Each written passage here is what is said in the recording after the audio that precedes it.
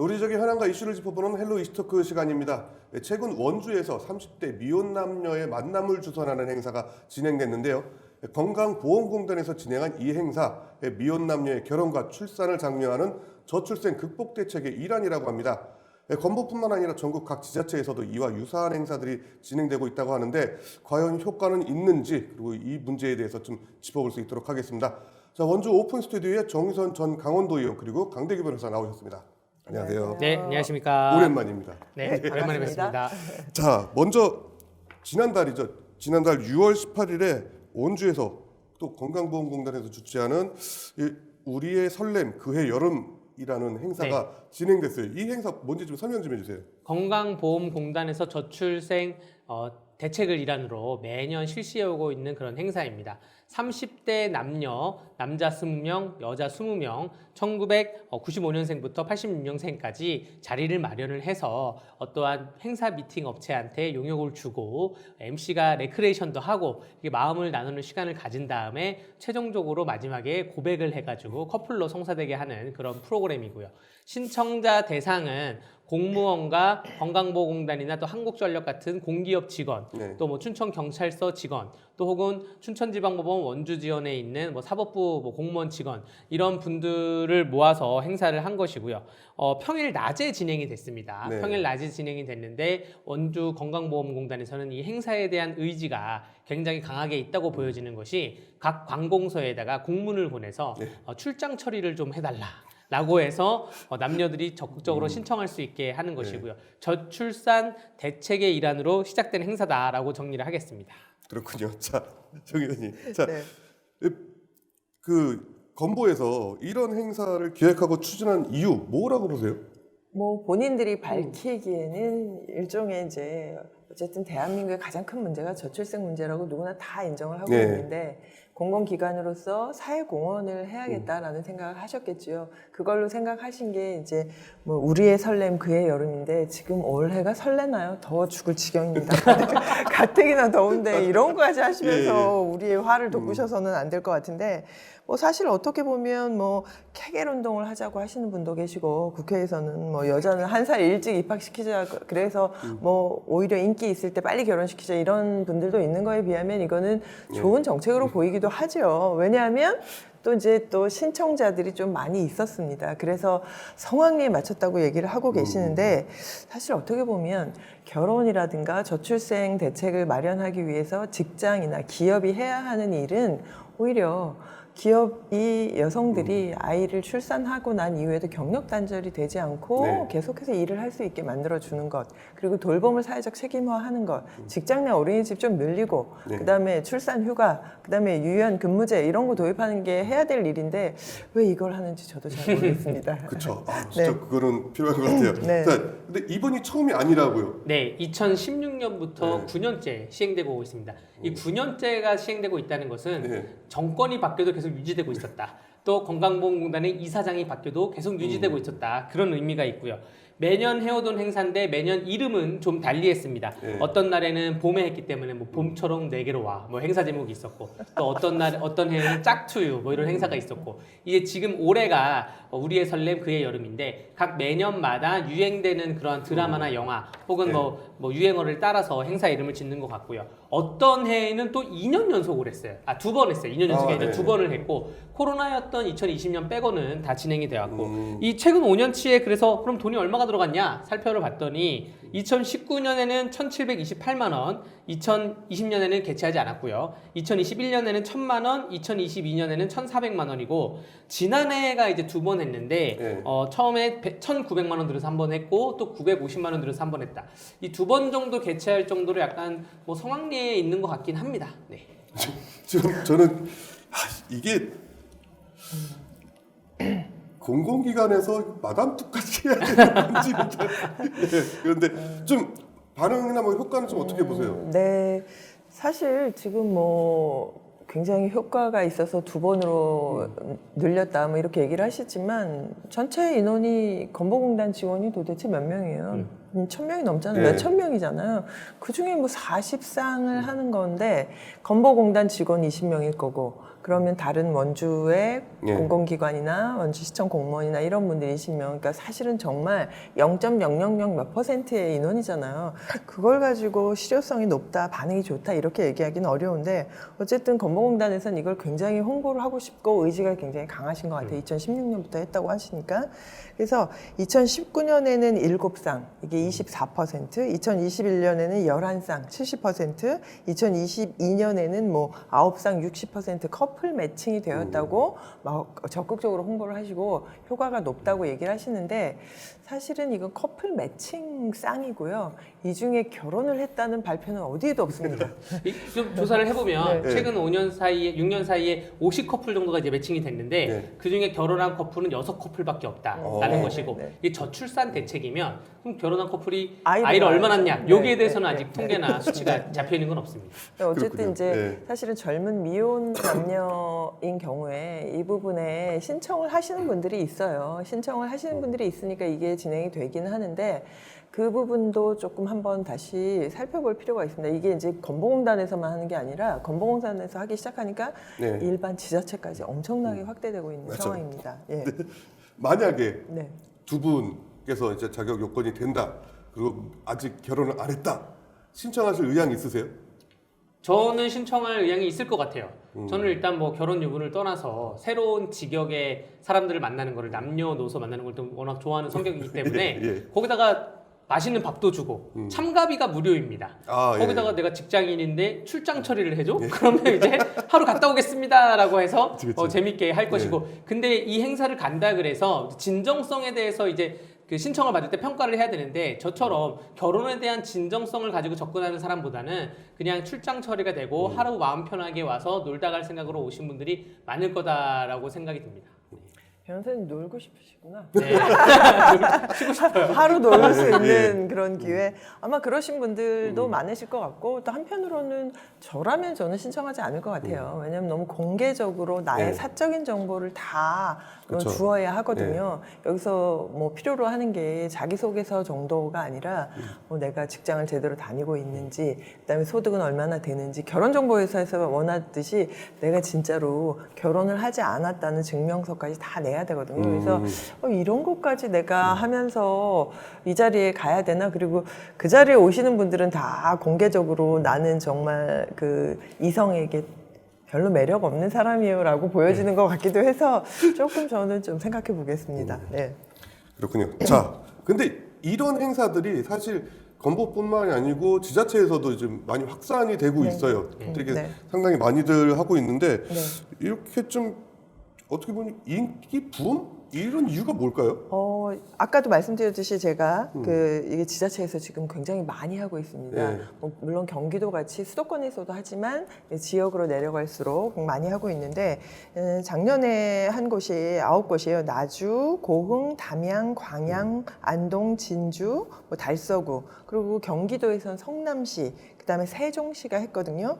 이게 결국은 어떤 의미냐면 지자체에서 역시 가시적으로 사람들에게 홍보하기에 가장 좋은 효과를 드러내긴 하는 것 같아요. 젊은 미혼 남녀가 모여서 막 이렇게 즐겁게 놀고 뭐 커플 매칭도 됐다 하니 사람들이 뭐 되게 혹할만 하죠.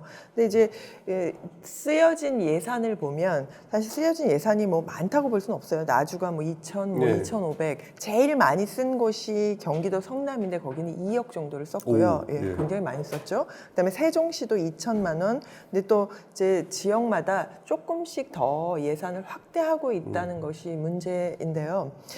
이런 부분들과 관련해서 아까 제가 서두에도 말씀드린 것처럼 개인정보를 굉장히 동의서를 하고 재직증명서, 혼인관계 증명서까지 제출을 하도록 하고 어떤 지역은 1차 면접 서류 전형을 해서 2차로 또 뽑기도 하고 그리고 어떤 곳은 그 여주 같은 경우는 원래 양성평등 기금이라는 게 있잖아요. 네. 양성평등 기금은 지역의 성평등을 고양하는 데 예산을 쓰라고 하는 기금 사업인데 그 돈에서 1,000만 원을 갖다가 이걸 하는데 쓰시기까지 했어요. 이게 양성평등과 무슨 관계가 있을까라는 고민을 좀 하게 되죠. 근데 이제 이게 그러니까 홍보하고 그다음에 단체장들이 이걸 하시면서 항상 뭘 하냐면 거기 이제 청년들하고 간담회 같은 걸 해요. 그래서 자기를 홍보하기엔 굉장히 좋죠. 근데 문제는 간담회를 하면 그 청춘 남녀들이 어쨌든 뭐 그 군 단위의 공무원이나 이런 분들이 많은데 왜 결혼을 안 하십니까? 하면 제가 무슨 뭐 주거가 힘들고 양육이 힘들고 돌봄이 힘들고 이런 얘기를 하는데 원인은 다 얘기를 했는데 원인과 전혀 관계없는 이런 맞선 장르를 만들고 계시는 거죠. 예. 이 10여 년 전쯤에 처음에 네. 이 기관에서 이걸 처음에 갖고 나왔을 때는 국회를 필두로 해서 지역 여론이나 혹은 국민 여론에 상당한 비판과 지탄을 받았습니다. 근데 이게 지금 저변에 확대가 되면서 오히려 이걸 안 하는 지역에서는 우리 지역은 왜 안 해? 옆 동네는 한다는데 지금 이런 분위기까지 형성되고 있는 것 같아요. 야, 근데 진짜 뭐하고 비슷하냐면요. 그 초창기에 그 결혼 이주 여성들, 농촌 총각들 결혼 뭐 장가 보내기 해갖고 외국에 결혼 이주 여성들 프로그램을 했잖아요. 이걸 다 지자체에서 예산을 지원했거든요. 근데 지금은 이게 이제 아주 국제적인 문제도 되고 있고 그래서 웬만하면 이거는 좀 예산까지 지원하지는 말자라고 하고 있는데 지금 이제는 이제 농촌 총각이 아니라 그 보통 공직총각. 예. 이분들은 어떤 분들이냐면요. 사실 어떤 문제냐면 또 너무나 직업이 명확하셔서 사실은 결혼 시장에서 가장 그 1순위의 신랑 신부의 후보감들이잖아요. 이렇게 딱 공식적으로 검증된 분들끼리의 만남을 주선하는 것이 과연 이 사각지대에 있는 저출생 문제를 해결하는 데 도움이 될까라는 걱정도 됩니다. 예, 그렇군요. 자, 근데 이쯤에서 지금 이 행사들이 많이 좀 확산되고 있는데 과연 당초 취지나 이런 목적에 맞는 행사일지 조금 의심은 드는데 어떠세요? 보시기에? 일단은 이 행사에 갈 정도에 되는 사람이면 어떻게 해서든 결혼을 할 겁니다. 네. 이 행사에 안 올 만한 사람들을 모아서 이러한 행사를 해야 되는데 그러한 약간 좀 취지가 좀 엇갈리는 약간 그런 느낌이 없지 않아 있고요. 또 두 번째는 우리 의원님 말씀하신 것처럼 일반 공직이 아닌 사람들은 상대적 박탈감을 느낄 수가 있어요. 나도 세금을 내는데 왜 저기는 국가에서 세금을 들여서 저런 행사를 마련해줘? 특히 변호사 같은 경우에도 세금 많이 내거든요. 미혼 변호사들이 많은데 변호사 협회에 공문 보내주시면 제가 이렇게 강원지방변호사 총무이사로서 많이 모집을 할 생각은 있습니다. 어쨌든 이런 것이고 가장 중요한 게 이거는 기획자가 기획하기는 너무 편해요. 왜냐하면 성과에 대해서 정확한 보고를 안 해도 되고 할 수가 없는 구조입니다. 그냥 행사만 하게 되고 저출산에 대해서 그러면 이 사람들이 나중에 결혼을 했고 아이를 육아를 키우고 있냐 여기까지는 그 어떠한 지표도 없기 때문에 공무원이 기획하기는 너무 편하다. 이러한 단점들이 좀 많은 행사라고 할 수가 있죠. 의원님 보시기에 어떠세요? 뭐 지금 변호사님 말씀하신 거가 다 맞죠. 근데 변호사님 이렇게 말씀해 주셔놓고 강원 변호사협회에서 회원 모집해갖고 하시겠다고 하는 건 뭡니까 지금? 변호사하고 미팅하려고 하는 분들은 다 뭐 교수나 교사나 이래야 되는 아닙니다. 의사 이래야 되는 거예요? 변호사들 중에 삶에 치이고 바빠서 연애를 못하는 분들이 너무 많아요. 이런 자리라도 있으면 좋겠다. 그러니까 이런 거예요. 지금 얘기하신 것처럼 직업도 있고 뭐 안정적인 삶이 있는데도 불구하고 연애를 못해요. 여자를 만날 아니면 남성을 만날 기회가 없어요. 라고 생각하시는 건데 실제로 젊은 분들을 만나면 20대, 30대 그 비혼의 사람들을 만나면 만날 기회가 없어서가 아니라 그냥 지금 그럴 여유가 없는 거거든요. 그렇죠. 예. 그리고 우리가 저출생과 관련한 문제들을 막 엄청나게 토론회도 하고 하면서 문제가 뭔지를 다 얘기했잖아요. 심각하게 뭐 예산 낭비가 심했다. 그다음에 돌봄 문제가 해결돼야 된다. 교육 문제도 해결된다. 이렇게 하는데 이건 다 없어지고 정책을 희화화시키고 있잖아요. 그래서 이거는 예산에 뭐 큰 돈은 아니어도 불특정 다수가 아닌 아주 최소한의 특수한 사람들에게 예산을 낭비하는 것이기도 하고 정책을 희화할 뿐만 아니라 지자체에서 꼭 해야 하는 해결해야 되는 문제들이 뒤로 밀릴 가능성이 높죠. 예. 적어도 이 행사가 진정성 있게 되려면 적어도 참가비라도 받아야 된다고 생각을 하거든요. 뭐 참가비 뭐 3만 원이든 뭐 5만 원이든 소정의 금액이라도 1,000원이라도 참가비를 받아야 된다고 생각을 하고 실제로 몇 쌍이 이루어졌다 그날에 이런 걸 발표할 게 아니라 실제로 결혼까지 이루어지는 걸 발표하면서 결혼을 하게 되면 거기에 대한 지원을 할 수 있도록 해주는 것이 정책을 효과 있게 하기 위해서는 더 확실할 것이다 이렇게 보여집니다. 진짜 차라리 이것보다 어떤 기업에서는 셋째하게 나면은 회사에서 정부가 아니고 회사에서 뭐 1억을 1억을 주겠다. 이런 것들도 있고 말씀하신 것처럼 회사의 어린이집이나 이런 유연근무 적용하고 출산휴가 좀 여유 있게 좀 갔다 올 수 있게끔 눈치 안 보고 갔다 올 수 있게끔 이런 분위기가 더 중요하지 않을까 싶은데 그런 의미에서 지금의 이런 행사들 한계가 뭐라고 보세요? 이 한계는 결국에는 뭐 대책을 중앙에서 그 저출산 대책에 대해서 고민을 하다가 저출산의 문제가 결혼을 안 하네, 결혼을 왜 안 하지 문제를 고민하다가 연애를 안 하네, 이 과정이 오는 게 지금 한 15년 20년 걸린 거야. 이 정책에 대해서 고민을 하다 보니까. 그래서 결국에는 연애를 하기 위해서 이런 만남의 장을 만드는 건데, 결론적으로 말씀드리면 남녀의 연애는 강제할 수가 없다. 그쵸. 어떠한 뭐 법이나 제도로도 강제할 수가 없고 국가도 강제할 수가 없다. 좀 더 요즘 젊은이들이 많이 쓰는 말이 자만추라고, 예. 자연스러운 만남을 추구하는 것이 있는데, 이걸 강제할 수가 없고, 이걸 이렇게 강제할 거면 오히려 이렇게 행사를 할 것이 아니라 연락처만 교부를 해줘도 되는 부분이거든요. 개인정보보호법 아래에. 예. 근데 이것을 중앙에서 무조건 저출산이 너무 심각하니까 무조건 정책을 짜내라는 그런 중앙 오더식의 뭐라도 해야지 하다 보니까 정책이 산으로 갈 수 있다라고 생각이 됩니다. 사실 이거는 민간에서 할 부분이기도 하거든요. 민간에 이런 업체가 많고 이런 그쵸. 앱도 엄청 많이 있습니다. 또 종교계에서 그 나는 솔로 말고 나는 절로라고 그 템플 스테이 프로그램이 있어요. 진짜로 있습니다. 진짜요? 네, 있어요. 오. 그 굉장히 성황리에 되고 있거든요. 같은 종교를 꿈꾸는 사람들이 네. 와서 건전하게 이제 만나면서 템플 스테이, 그 불교계 나는 절로라는 프로그램도 있는데 그 민간 영역에서 해결하는 것이 더 자연스럽게 해결될 수 있지 않을까 생각이 됩니다.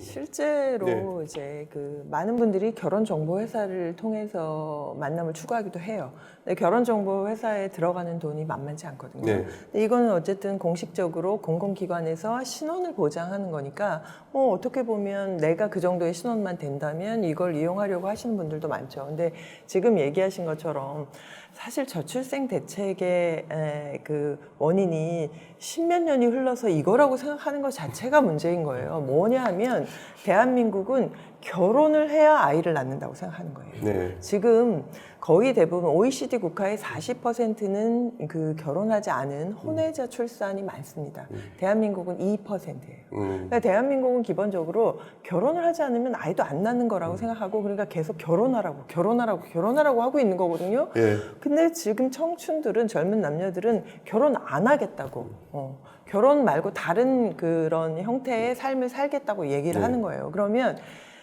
정책은 그 방향으로 가야 되는데 그 방향에 대한 고민은 정말 하고 있지 않구나라는 아쉬움이 있습니다. 정작 수요자들을 배려하지 않는 그렇죠. 그런 정책들 네. 아니었나 싶은데, 좀 이야기를 좀 더 깊이 들어가야 되는데 일단 네. 준비된 시간이 여기까지라서 일단 오늘은 여기서 드리고 계속해서 다음 시간에 좀 이야기 나눠보도록 하겠습니다. 자, 시간 관계상 오늘은 여기까지고요. 자, 헬로시 토크 준비된 시간 여기까지입니다. 시청해주신 여러분 고맙습니다. 감사합니다. 감사합니다.